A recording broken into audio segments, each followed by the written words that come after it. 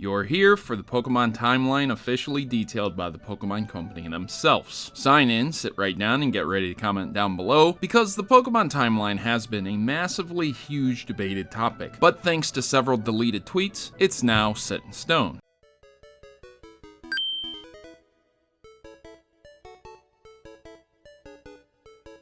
Pokemon takes place in a strange time. Many people tried to understand where and the times for each game and where they fit in at. Most people agreed that they went concurrently from Generation 1 to the most recent generation, until around Generation 5 or 6, then people started really asking which games are first in the timeline itself. Where do they fit in exactly? And where do the side games and maybe even the Stadium series fall into? While I don't have the answers for the side games, I do know for sure the core games. I personally speculated the actual years of the games and where and when they came out at and what time they took place at, and I was able to prove it due to in-game systems being played and sold in the game itself. We were able to see that the NES, SNES, Game Boys being held by other NPCs, and then later Wii's and Nintendo Switches confirmed my theories. This proved that Nintendo somehow exists, even if it's just an Easter egg or a homage to the creators in the game. And it also proves the year that these games actually happened. Pokemon Red being 1993 or later, thanks to the presence of a Super Nintendo. Or Ultra Sun and Moon taking place around 2017 because of a Nintendo Switch. Regardless of the years, the actual timeline of the games go first and last is interesting, thanks to some developer insight. Basically, it goes like this: Generation 1,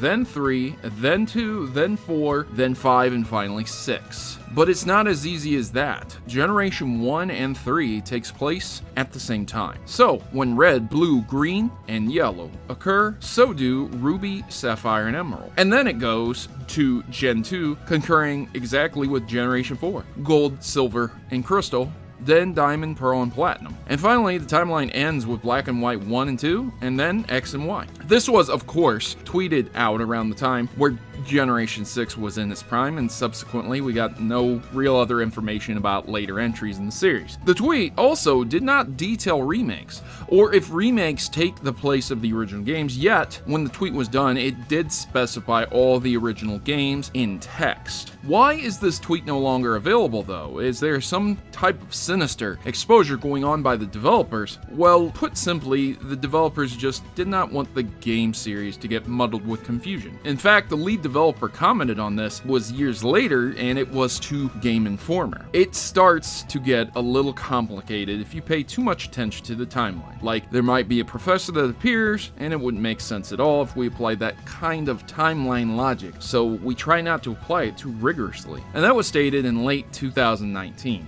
This means that even if Game Freak, Nintendo, and the Pokemon Company wanted to come out and make a timeline for Pokemon, it wouldn't work properly, which is again why the developer probably deleted his tweets, or possibly was asked to delete them. And this is eerily similar to the Zelda and Mario timelines that we have. We have good hints and ideas on those timelines, but nothing is confirmed with those games, with the exception of what the developer stated with Pokemon, and it was stated years ago. So what about Mega Evolution timeline? What about the remakes? What about the side games? And, well, many people actually believe those series to run parallel with the original games. If you actually investigate, there's a good example of this. The Link Cable story from the remake of Generation 3, Omega Ruby, and Alpha Sapphire. The main plot was that a meteor was coming to destroy Hone, and in the remakes, the scientists were able to create something that would transfer the meteor to a different timeline, saving their own, but sacrificing that one. Boy, Nintendo were really going through some timeline identity crises when they were making these games, because Zelda, A Link Between Worlds, was being developed and released around that time as well, in which it was a Zelda game where you went to a timeline that was darker called Lorule that had lost its Triforce.